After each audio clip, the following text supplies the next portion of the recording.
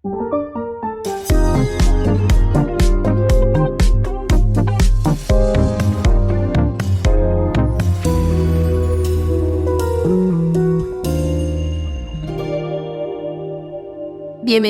y bienvenido a un episodio más de El Arte de Volar. Yo soy Desiree Corona, tu host, y el día de hoy tengo conmigo a una invitada muy especial, Patricia Mireles. Hola Patricia, ¿cómo estás? Hola, un gusto, es un placer para mí poder acompañarte el día de hoy. Gracias. Bueno, pues les platico un poquito. Patricia es ingeniera ambiental, es boliviana, lleva 8 años en Francia y además de ser ingeniera ambiental es maquillista profesional. Entonces viene a contarnos un poquito de su historia de vida, su historia personal y profesional. Adelante. Bueno, muchas gracias. Voy a comenzar con que vivo aquí hace 8 años ya. Llegué por amor, como muchas de nosotras, y ha sido una experiencia al principio un poco dura, darse cuenta de cómo funciona aquí la administración francesa, cómo uno tiene que entrar dentro de los parámetros y carriles adecuados, las casillas adecuadas, porque si no es como que no cuadras y pues ¿qué hacemos contigo? En pocas, ¿no? Yo llegué con mi título de ingeniería ambiental. Había trabajado, tenía muchos años de experiencia, tenía una ONG en Bolivia. Sin embargo, el destino pues quiso de diferente manera. No pude realizar algunos planes que yo tenía acá en Francia y me reconvertí al turismo, y de esa forma es que logré ingresar al mercado laboral en cuanto a viajes y turismo. Entré a una agencia de viajes en París. ¿Y cómo te reconvertiste?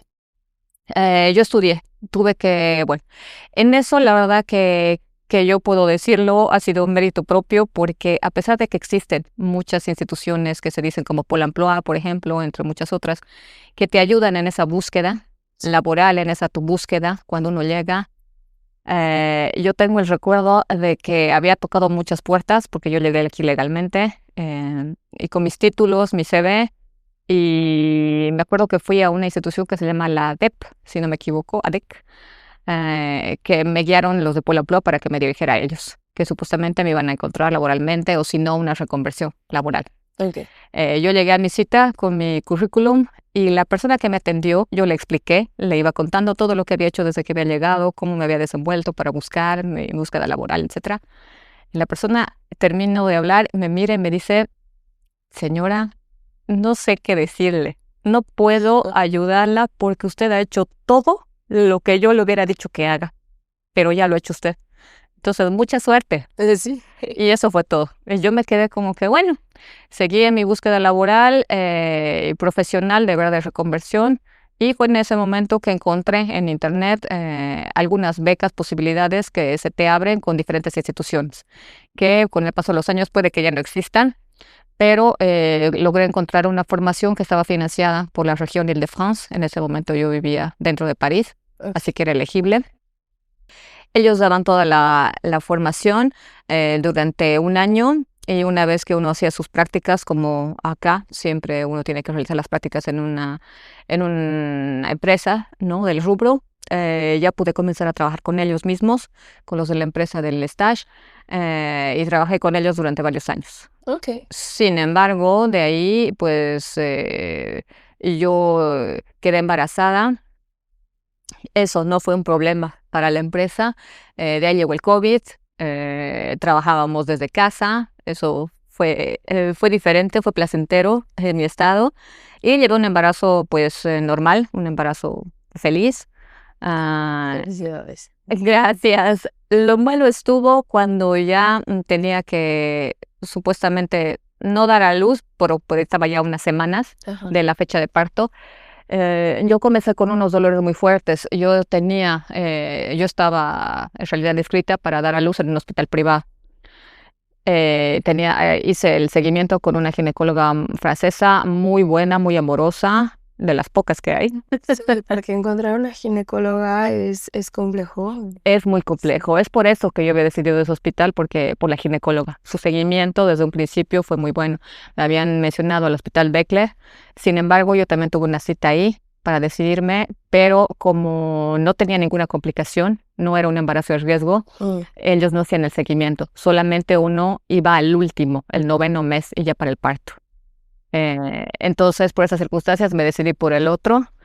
Sin embargo, cuando me puse mal, ya al finalizar mi embarazo, me tocó una sage-femme, ¿no? Que son las parteras en este caso que a uno le hacen el seguimiento del embarazo, los controles. Sí, porque acá en Francia, pues para los que no saben, se utiliza mucho que van con parteras, Sí, como para tener seguimiento, control y ya la sí. psicóloga está. Es solamente para los controles, digamos, de la ecografía, o si hubiera alguna complicación o si tienes algo en particular, ¿no? Pero sí, después el seguimiento, los controles de rutina se hacen con la sage-femme, la partera. A mí me tocó cuando tuve esos dolores fuertes, una sage-femme, era un día domingo, la persona nos trató súper mal. Yo estaba con mi esposo, francés, y la mujer ni siquiera me hizo el monitoreo adecuado. Excusándose de que no había una silla apropiada y sin embargo sí había. Yo literal, te digo, yo lloraba del dolor, no podía sentarme, yo lloraba. Lloré todo el momento que tuve que esperar ahí, me dolía muchísimo, pero pues para las que ya son mamás saben lo que se sienten las contracciones, las falsas contracciones, y yo sentía esos no eran falsas contracciones, pero yo tenía dolor. Yo recuerdo que tuve que ir al baño, estaba muy mal, vomité cosas raras, no había comido, volví, le dije a la persona una vez que me atendió, me hizo un análisis. Me dijo que seguro en ella había comido algo malo y pues que me volviera a mi casa. No. Entonces, con todo el dolor de mi alma, nos regresamos a la casa, yo botada en el sillón, botada del dolor, no comí nada durante todo ese día, el dolor me mataba. Recuerdo bien que a las 4 de la mañana desperté a mi esposo y le dije, no puedo más. No. Si no podía más. ¿Y tú sentías que, o sea, que tu bebé se movía? Sí, sentía que mi bebé se movía, pero no eran esas contracciones, ¿sabes? Pero era un dolor tan fuerte. Entonces mi esposo y agarramos la maleta, nos fuimos nuevamente de madrugada al hospital. No estaba esa persona, por suerte. Directamente ya ingresé al hospital, a una habitación, pero nadie me creía, o sea, nadie entendía por qué me dolía tanto. O me decían que seguramente estaba haciendo mi escándalo porque era madre primeriza. Ay, no, ¿qué? Me dieron morfina para hacerme callar, literal. Yo me acuerdo, yo alucinaba, yo veía el techo, veía a mi marido en colores, creo. Fue horrible. Fuerte. Me monitorearon durante bastante tiempo, pero el trato que recibí yo lo encuentro realmente cruel, ¿sabes?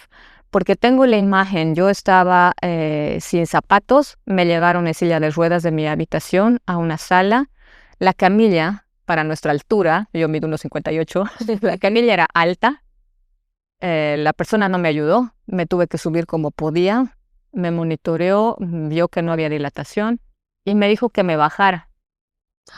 O sea, Y yo veía mis piecitos ahí colgando y con el dolor que sentía y yo le decía, pero no va a venir nadie a ayudarme, yo estaba descalza. Y la persona que me atendió ahí, que me hizo ese monitoreo, me dijo, no, bájese. ay, no. No sabes, tengo ese recuerdo de haberme bajado con un dolor y como podía, porque tenía miedo de caerme y hacerme algo. Yo estaba con el bebé. Yo estaba con el bebé en la panza, pues, y entonces bajé como pude de esa camilla y Con brinquito. sí, con un gran brinco, así apenas muriendo del dolor, y me dijeron que no iba a venir ninguna silla de ruedas, que me iba a mi cuarto así, descalza. Yo te juro, lo veo ahora hacia atrás y fue horrible porque tenía tanto dolor que me agarraba de la pared para avanzar. Fue horrible. No estaba tan lejos del cuarto, sería como que caminar 3 pasillos, Ajá. pero yo me agarraba literal y lloraba. Y así arrastrándome llegué a mi cuarto porque ni siquiera llamaron a mi esposo para que viniera por mí. O sea, no podían entrar. Mi esposo estaba en la habitación, Ajá. ¿no? Y ni siquiera lo llamaron. O sea, así de crueles y cero empatía conmigo. Me fui a la habitación y así me tuvieron durante 2 días hasta que comenzó a haber la sufrance fetal, ¿no? El bebé comenzó a sufrir ya, Ay.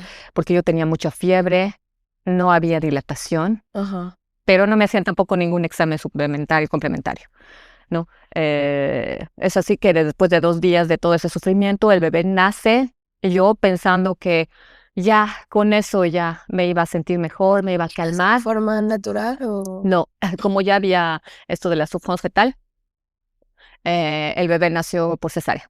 Por cesárea, y lo más, otra de las cosas dramáticas también que me pasó fue cuando el médico de guardia que me atendió, que hizo nacer a mi bebé, estaba realizando la sutura. Él dijo claramente, aquí hay pus. Ah, qué raro. Bueno, y siguió suturando y lo cerró. Dijo, vamos a hacer un prélèvement, ¿no? Vamos a hacer un análisis. Nunca, hasta el día de hoy, tuve el resultado de ese análisis, si es que lo hicieron en algún momento. Me cerraron así, me llevaron a una camilla, me sacaron de la sala para recuperación, y después de unos, sería 20 minutos, llegó mi esposo con el bebé, ¿no? Los pusieron a mi lado, y yo, algo que me llamó la atención en ese momento fue que tenía una cara, creo que en las fotos horribles, uno por arriba y el otro abajo, o sea, me veía fatal, pero comencé a temblar, temblaba. Y logré preguntarle a una enfermera qué me pasaba. Y la enfermera me dijo que seguramente se me iba a pasar, que era una secuela de la epidural. Ok. Pero yo temblaba.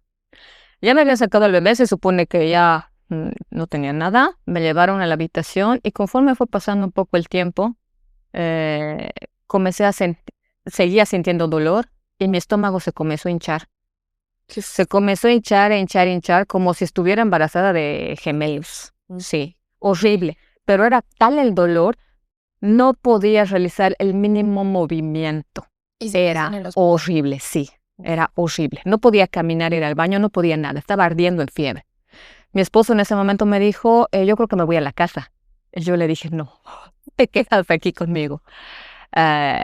Y fue la decisión más sabia que tuvimos, porque solo Dios sabe qué hubiera pasado con mi bebé si él no se hubiera quedado. Sí. Yo era incapaz de hacerme cargo de mi bebé. No recuerdo a mi bebé, no podía ni mirarlo. Estaba muerta del dolor. Me llevaron comida, yo intenté comer un pedacito, pero no, o sea, nada, no me entraba nada. De ahí lo que comencé a sentir era como que el aire, como que me comenzaba a faltar el aire. Okay. Sin embargo, así me siguieron dejando durante otros 2 días más. Los médicos que entraban ante las súplicas venían y me hacían la típica palpación con sus deditos y me decían, no, usted está con gases. Y me daban un antiácido. Y yo decía, no, esto no es posible. Pero como yo era mamá primeriza y todo el mundo en ese hospital me decía lo mismo, yo comencé a tener mis dudas. Incluso me acuerdo que hice un video con mi hermana, que ya es mamá de 3, y le dije, ¿es normal seguir así hinchada como si estuvieras embarazada de mellizos? Y me dice, sí, se te va a ir desinflando, vas a ver, no sé qué, porque claro, ella no me estaba viendo, estábamos hablando en realidad por teléfono. Pero me dijo eso, y como yo no sabía, yo dije, bueno, pero tanto duele, era un dolor insoportable. La cuestión es que así me dejaron, y ya llegué a un momento en el que prácticamente ya no podía respirar. Estaba yo delirando en otro mundo, y me acuerdo que nada, yo le exigía a mi esposo así, haz algo, habla con alguien. Porque mi esposo hasta ese momento confiaba en el sistema francés. Pues claro. Él estaba 100% seguro que Francia es un país excelente en cuanto a salud, hasta ese momento. Llegaron 2 enfermeras que realmente para mí, que soy católica, Dios las tenga siempre cuidadas. Una de ellas me dijo, esto no es normal. Y me trajeron, justo me estaban poniendo, me estaban poniendo algo, alguna inyección, algo. Y yo le dije, ya no puedo más. Y comencé a botar bilis. Era verde. Trajeron rápidamente algo para que comenzara a botar, y no podían creer que yo botaba y botaba y botaba. Saqué 4 litros en ese momento. Wow. Ahí fue la alerta, me colocaron una sonda, y aún así me hicieron esperar varias horas para hacerme un IRM, que era lo que debían haber hecho desde un principio. Ajá. Al hacerme el IRM de emergencia después, con todo ese dolor y demás, el médico, que era el gastroenterólogo, le dijo a mi esposo, al parecer aquí hay algo, vamos a ver qué es. pero no sabemos. Y si es necesario, vamos a operar de emergencia. Y le mantenemos al tanto. Mi esposo se tuvo que quedar en el hospital con el bebé. Sí, porque una vez que el bebé sale ya no puede entrar. Sí, ya no, y sobre todo en tiempos de COVID, ya no Sí. podía. Así que ellos tenían que quedarse en otra sala y pues así me llevaron. Yo el último recuerdo que tengo es que estaba en la sala de operación y pues ya yo no supe. Y cuando ya me desperté estaba en otra habitación, en otra sala, estaba casi de terapia intensiva. Tenía cables por todo lado. eh, no podía comer, no podía tomar agua, era verano. Solamente podía mojarme mis labios con agua y nada más, porque tenía varias sondas. Conclusión, al final del caso, a mi esposo le dijeron que yo había tenido una apendicitis. Mi apéndice había explotado. Era eso, el dolor. Y Ya era la estaba. pus que el otro... Sí, en realidad había explotado y pues claro, había provocado una peritonitis. Yo llegué a tener una peritonitis apendicular con oclusión intestinal. Yo de milagro te estoy hablando aquí, la verdad. Totalmente, porque todas las personas, o sea, bueno, Sí, la mayoría no sobrevive a algo así, sobre todo tantos días, ¿no? Ha sido un milagro. Mi bebé no ha tenido ninguna secuela porque él ha estado en medio de esa infección.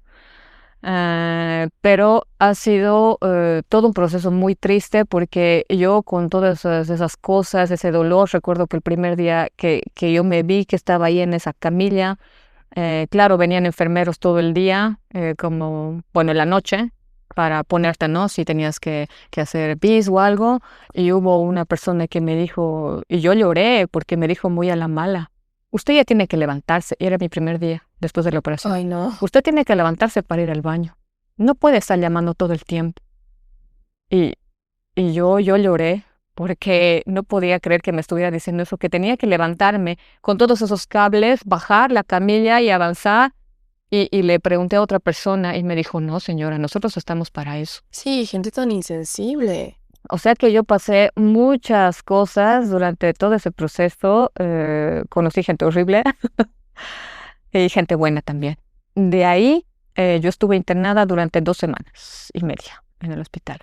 Lo peor fue que mi infección no estaba cediendo. Mi infección como que quiso volver después de algunos días. Y me dijeron que no podían bajarme con mi bebé, que no podía comer, tenía que quedarme tal cual estaba y que con antibióticos iban a intentar que la infección parara. Porque si volvió una infección, era otra vez el peritonitis y pues Sí, ya podía ser un desenlace fatal.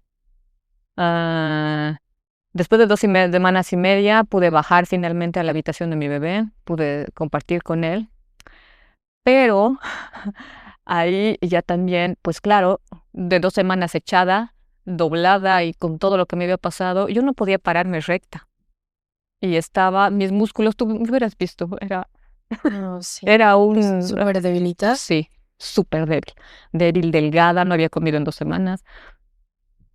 Me había causado tanto trauma que cuando yo salí de la habitación del bebé, porque claro, ahí había sido primero cuando yo llegué, ¿no? Con todos mis dolores al inicio de todo este problema, y vi los pasillos por los que me hicieron andar así agarrándome de las paredes y descalza, y me puse a llorar. Me puse a llorar desconsoladamente porque todo eso vino a mi cabeza. Era una explosión de emociones. Fue para mí terrible. Me mandaron a la psicóloga del hospital. No me ayudó absolutamente en nada. Era una persona que más que nada yo lo veía que era la cosa forzada, como para que yo quizá me desahogue un poco y no los demande. Sí. Yo lo sentí completamente así. De todas formas no me ayudó absolutamente nada. Una vez que ya pudimos irnos, nos dieron de alta, ahí comenzó otro calvario. Pasó 2 días y nuevamente comencé con dolores que venían desde la columna hasta el estómago, dolores como corrientes eléctricas, horrible. Esos dolores eran realmente bien feos porque me dejaban quieta, era como que yo me quedaba postrada en el sillón y no podía hacer nada, no podía moverme ni hacer nada. Podía dormirme, despertarme y el dolor continuaba, era atroz, nada me calmaba. Y lo peor era que mi esposo ya tenía que volver a trabajar y yo tenía que quedarme con el bebé en esas condiciones. Y no tenías a nadie que pudiera ayudarte. No tenía a nadie, no tenía a nadie. Entonces, toda esa etapa fue un proceso muy difícil, comencé con esos dolores, no sabíamos por qué. Fui a parar 4 veces o 5, ya no recuerdo. Vinieron los bomberos a mi casa para llevarme en ambulancia de emergencia al hospital. Todo el mundo tenía miedo de que fuera nuevamente una infección y al final nadie sabía lo que tenía, pero me trataban igual de la patada en el hospital porque ¿Y no decidiste cambiar de hospital? sí, Ah, logré que en una de las últimas citas cambiamos que de emergencia, cambiamos de hospital, logramos que los bomberos me escucharan y me llevaron a otro, pero ahí de la misma forma. No sabían por qué me dolía. No tenían una respuesta clínica. Todo el mundo me decía, son gases. La misma respuesta de siempre. sí. Entonces yo sabía que eso no era. Volví nuevamente con el médico que me había operado. Para el médico no había una explicación, porque él había hecho lo que tenía que hacer, no había infección. Nadie se explicaba. Me habían hecho nuevamente muchos IRMs, muchos estudios y cosas, pero yo seguía con esos dolores. Y lo peor era que no era que yo hacía algo en particular y me comenzaba a doler, no. Podía estar haciendo cualquier cosa y de la nada, ¡bam!, te agarraba. Ajá, sí. Entonces, terrible. Pero yo no me quería quedar así, lógicamente. Entonces comencé a buscar información acerca de lo que podía tener. Me tenían que hacer meterte la camarita Sí. para revisarte, ¿no? Tus intestinos, que todo marchara bien. Supuestamente, bueno, me anestesiaron y todo, me desperté con la esperanza de tener un diagnóstico, resultado. Y viene la enfermera y me dice, no le hemos podido realizar el procedimiento porque la camarita no ha pasado. Y yo no podía creer lo que estaba diciendo. Igual me han cobrado, igual, igual todo, y no, nada. Y después esa misma médica me dijo, usted no tiene nada aparente. Si no, en este examen que le voy a mandar a hacer no sale algo, por favor ya no regrese. Ay, no, qué horror. Así nos lo dijeron a mi esposo y a mí, él estaba conmigo. Entonces, era como que, Es lata. O sí, sea, literal. sí, no sabemos qué tiene, así, no venga, no moleste. Entonces yo seguí buscando por mi cuenta y es de esa forma que poco a poco encontré artículos y cosas de gente que decía que vivía con dolor. Pero era raro, yo decía, ¿por qué? Que al final había mucha gente que se había acostumbrado a vivir con dolor, ¿no? Y en esos artículos, buscando información médica y demás, logré dar con lo que se llama los médicos del dolor. Existen muy pocos médicos del dolor en Francia, son contados, generalmente te hacen citas con muchos meses de anticipación, tienes que enviar tu dossier, tienes que ser elegible para ellos, para que te den una cita, sobre todo en el sector público, y en el sector privado tienes que tener suerte de encontrar a alguien. Okay. Es de esa manera que yo en este proceso sí le había comentado las cosas que me estaban pasando a mi ginecóloga. Ella muy amablemente también me ayudó en la búsqueda y logró encontrar de lo que yo le dije un médico del dolor. Entonces yo había hecho cita con 2 médicos distintos para encontrar la respuesta en alguno y logré por fin saber que yo tenía una neuropatía debido a todos los procesos que me habían hecho. En realidad habían cerrado, digamos, la piel con un nervio. Y ese nervio pues tenía las malas señales al cerebro de cuando los movimientos que yo hacía, que son movimientos normales, pero que en ese momento pues los nervios no lo tomaban así, ¿no? El sistema nervioso pues estaba desequilibrado, por así decirlo. Tuvieron que hacerme un tratamiento para la epilepsia durante 6 meses, lo cual desembocó en que yo no podía dar de lactar.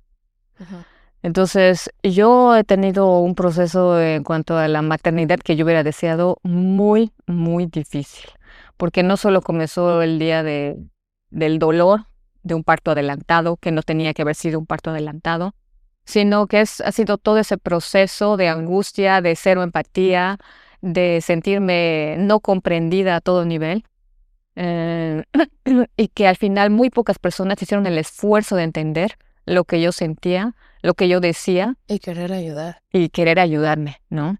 Porque si yo no hubiera encontrado por mi cuenta a este doctor, a este neurópata, que hay mucha gente que vive así con el dolor, porque creen que al final tiene que ser normal, porque nadie les da la solución. Y eso también nos explicaba ese doctor, que hay mucha gente que no sabe que existe, los mismos médicos.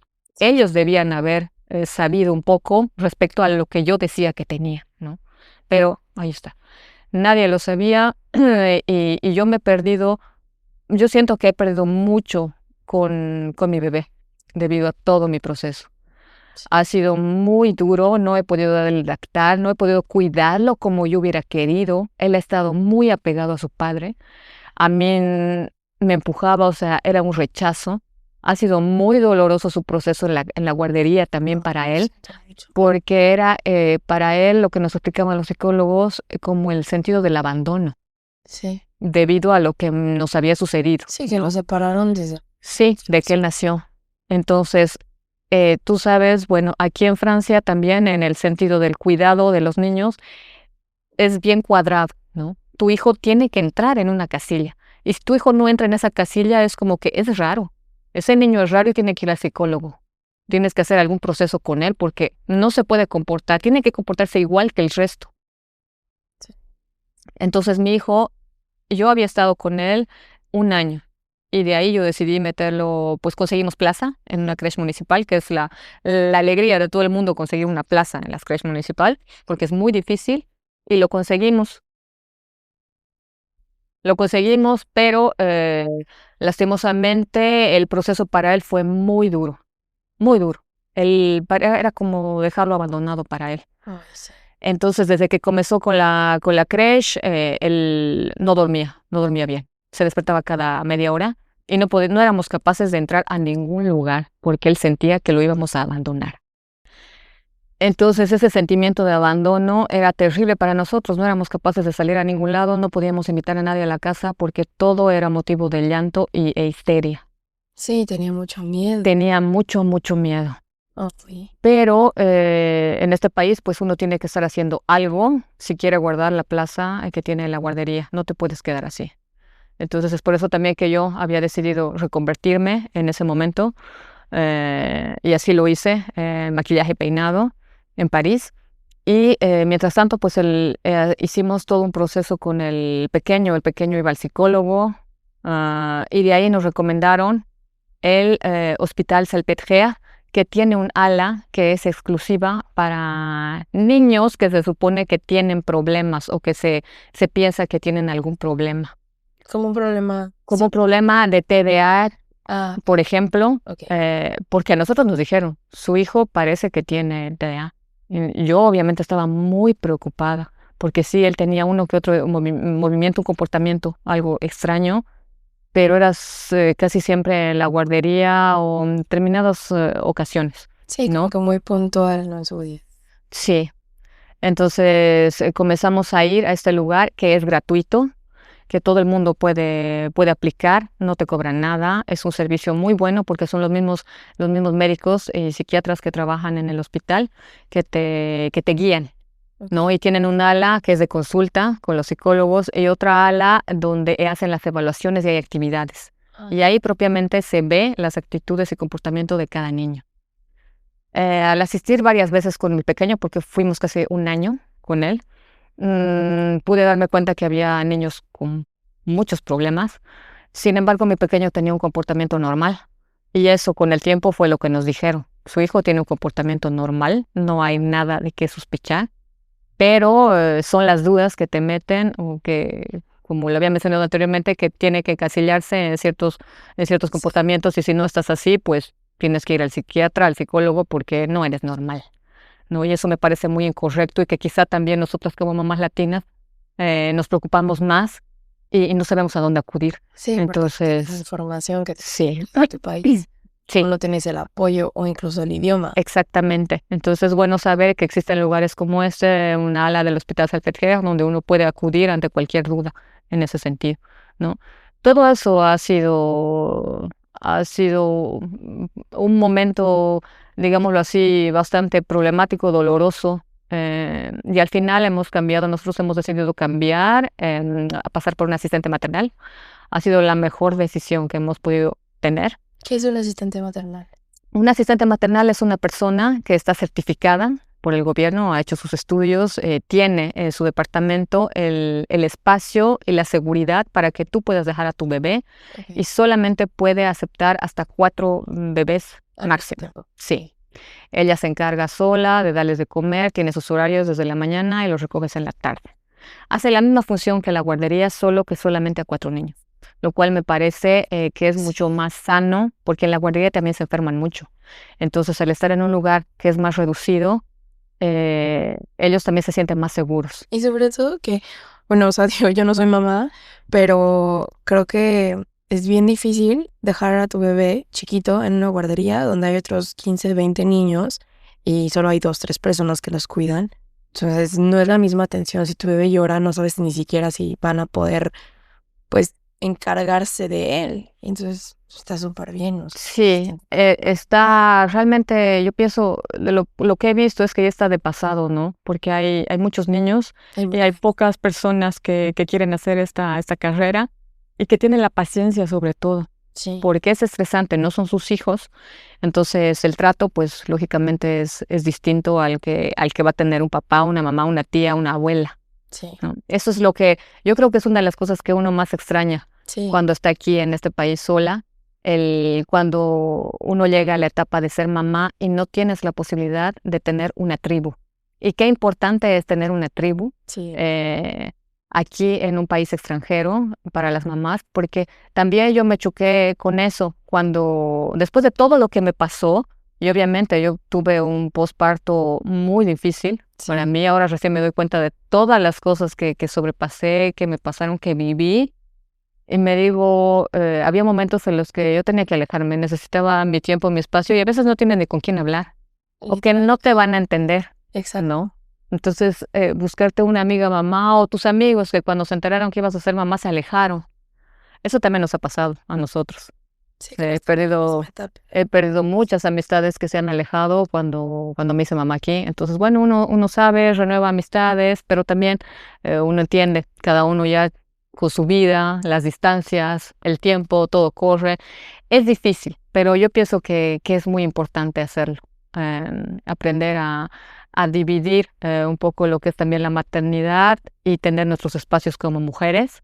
Es por eso que también cambiar de profesión me ha ayudado muchísimo a poder estar con mi bebé, a poder enseñarle muchas cosas. Él es bilingüe a la perfección. Eso, ay no, de verdad, qué orgullo, pero sí, Me siento muy feliz por eso y me digo, yo he tenido que renunciar a cosas y claro, cada una tiene sus decisiones, ¿no? Pero para mí, mi decisión personal de haber cambiado nuevamente profesionalmente, por estar con él, por poder aprovechar esta etapa, ha sido una bendición. Me siento muy contenta de haber dedicado este tiempo a él. Él ya va a comenzar la maternal ahora y ya es una etapa que comienza y ya será hasta el final porque ya no va a parar, ¿no? sí, Entonces, el haber aprovechado esto, cambiar de profesión, hacer algo que me gusta mucho estar con chicas latinas, guiarlas en su proceso cuando se van a casar, o qué sé yo, de ahí tengo yo también amigas de lo que hago, porque,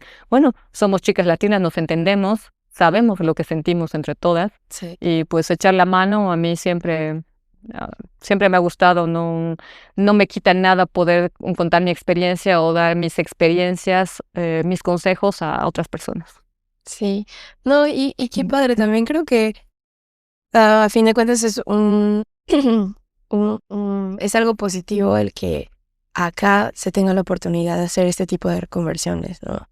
Porque creo que en nuestros países no es lo mismo. A lo mejor sí puedes cambiar de trabajo como con mayor facilidad de que no te pidan tantas cosas como aquí, pero aquí tienes como ciertas prestaciones que te apoyan y te impulsan a mejorar y a cambiar de profesión y pues a pulir como las aptitudes que necesites para esta nueva profesión. Sí, yo pienso que Francia, eso sí, no lo voy a negar, yo más bien siempre me he sentido feliz de eso, de que no sé si les ha pasado, pero en Latinoamérica a veces es muy mal visto ponerse a trabajar en algo técnico, digamos, y dejar tu profesión de ingeniero de lado. Sí, Es mal visto. En cambio, aquí uno tiene la posibilidad, hemos visto gente en finanzas que ha pasado a ser panadero. Nadie lo juzga, la persona está feliz. Yo creo que eso es lo más importante. sí, El poder, el que aquí tienes la oportunidad de poder, si tú lo deseas, si tienes las ganas de cambiar de acuerdo a las necesidades que tienes, ¿no? sí, Porque son mis necesidades las que al final me han hecho irme hacia otro lado, porque yo no podía seguir buscando un trabajo en el área de turismo donde me decían, señora, es que aquí no hay niños, en esta agencia nadie tiene hijos. Son muchos problemas los que nos supondría. sí. Entonces, Sí, no, y también creo que, o sea, es como que muy importante ver esa parte y que pues las personas conozcan, porque a mí me sorprende, hay muchísimos reportajes. Aquí en Francia se enfocan más como en el bienestar personal más que el profesional. O sea, sí importa tu carrera, pero importa que tú como persona estés bien. O sea, ¿cuánta gente hemos visto que ya no puede y le da un burnout y tiene que cambiar o se enferma? Entonces tiene que o cambiar de trabajo o dejar de trabajar. Y siento que, o sea, se me hace súper importante esa parte de que se vea y se visibilice que el estado personal es importante. O sea, ¿cuántos, lo quiero decir, los reportajes de gente que trabajaba en empresas grandísimas y que dice, ¿sabes qué? Me voy a tener Su propia granja, ajá, que ha habido mucha gente durante el COVID sí, que lo ha hecho. y les una forma diferente de vida y no significa que les vaya a ir mal económicamente. Exactamente. Porque siento que en nuestros países, o sea, el cambiar de profesión de esta forma significa que, pues a lo mejor ya no vas a ganar lo mismo o no vas a tener el mismo. Pero uno se da cuenta que en muchos casos puedes ganar mucho mejor Sí, trabajando menos tiempo sí, y mejoras así también tu calidad de vida, ¿no? totalmente. Porque no es que un título al final, yo pienso, un título no te define. A uno le tiene que definir, uno tiene que buscar siempre sentirse bien con lo que hace. Estar feliz. Sí, Sí. es eso, estar feliz, sentir esta vida. Después de todo lo que he pasado, puedo decirte que esta vida es para aprovecharla, para aprovechar con los tuyos, viaja, disfruta, porque no sabes cuándo te puede tocar algo como a mí. Imagínate, yo tuve un parto, un embarazo que fue completamente normal, lindo. Nunca hubiera pensado todo lo que he tenido yo que atravesar, Sí. pero es así. Entonces, yo por todo eso es que me dije, pues, ay, no voy a quedar buscando el trabajo que cuadre las 8 horas que tienen que cuadrar, 7, 8 horas, solamente para ganar lo mismo o menos que de lo que hago ahora. Entonces, no, Ay, no, pues uno tiene que reinventarse siempre y eso es sí, importante como mujer. sí. Y otra cosa que quisieras dar un consejo a las personas que te puedan escuchar el día de hoy. Yo les quiero dar un consejo a todas las mamás latinas, las que van a hacerlo, las que piensan hacerlo, y es que en este país no se sientan que tienen que estar calladas, sobre todo ante a veces las injusticias médicas que se pueden presentar o que se pueden sentir que han sido discriminadas o algo así. Cambien de médico si lo tienen que cambiar, cambien de hospital. Es verdad que muchas personas a mí me dijeron, pero ¿por qué no denuncias? Denuncia ese hospital. Y yo decía, ¿para qué? ¿Quién ha llegado a una denuncia y que hayas ganado sin tener que dejar tu mente en eso y pagar un abogado? Entonces, yo lo dejé por la paz. Lo dije, en algún momento esa persona pagará lo que tenga que pagar. Y yo prefiero quedarme tranquila con mi bebé. Sí. Entonces, no hay que quedarse calladas. Pueden decir, no tengo el conocimiento del idioma, no sé qué. Busquen apoyo en sus parejas, que eso es lo más importante, porque a veces hay muchas chicas muchas cosas yo leo, que no tienen el apoyo de sus parejas. Estás embarazada, es un niño de 2. Este país es difícil. Tienes que hablar, no quedarte Sí. callada. Hay instituciones que apoyan. Siempre es bueno eso, porque el proceso del embarazo, el posparto sin tribu es muy, muy difícil. Sí. Puede haber casos de posparto en el que una dice, no, yo estoy bien, pero no te das cuenta y al final no, estás mal, necesitas ayuda y todos lo necesitamos. Son procesos bien difíciles de afrontar solas. Entonces siempre traten de buscar ayuda, hay ayudas, siempre vamos a encontrar y sobre todo una mano amiga latina. Sí, sobre todo. ¿No? Que para eso estamos también contigo, porque es importante. Esos espacios que tú brindas son realmente bendecidos, porque hay muchas que buscan amigas, hacer amigas y no encuentran el espacio. Entonces, poder hacerlo contigo es genial. Pues gracias, Shirley. Ay, pues Patricia, muchísimas gracias por compartir tu experiencia, por compartirnos un cachito de lo que has vivido. Te agradezco estar aquí el día de hoy y pues nos estaremos viendo pronto. Y claro que sí, no, el gusto ha sido para mí. Espero haber podido, pues, iluminar un poco a algunas mamás que están en el proceso. Dios no quiera que les pase nada de lo que a mí me ha tenido que pasar, pero que también uno tiene que entender, ¿no? El sistema de salud francés no es no es de Los Ángeles, es un sistema que tiene sus fallas, sobre todo es un sistema que pienso que en Latinoamérica tenemos a veces mucho mejor el nivel de salud, porque nuestros médicos justamente no cuentan con el equipamiento que se tiene aquí. Y yo creo que esa es la falla que ellos tienen. Ellos sin máquinas no hacen nada. No por nada a mí me palparon y nadie sabía nada, ¿no? En cambio, en Latinoamérica nosotros con poco podemos hacer mucho. Sí, qué importante. Entonces, si una puede ir a sus países, hacerse revisar, hacerse chequeos, háganlo siempre, es algo que yo hago, porque aquí también no son dioses, se pueden equivocar y muchas veces a uno nunca le dan un diagnóstico. Sí, La salud es importante. súper importante. ¿Quieres pasarnos tus redes? Claro que sí, les dejo mis redes para que me sigan. Yo soy maquilladora y peinadora profesional para todos sus eventos, matrimonios. Estoy para servir las cursos de automaquillaje también, individuales o grupales. Me pueden buscar en Instagram como Patricia Meriles Makeup Artist. Y mi teléfono les dejo el 06 50 11 81 35. Y bueno, estoy para servirles. Pues muchas gracias. Gracias a ti. Un gusto. Gracias por escuchar un episodio más de El Arte de Volar. No olvides seguirnos en redes sociales como @el arte de volar, dejarnos un comentario y una estrellita en Spotify para seguir creciendo y llegar a más personas. Gracias por estar y por escuchar. Nos vemos en el siguiente episodio. Bye.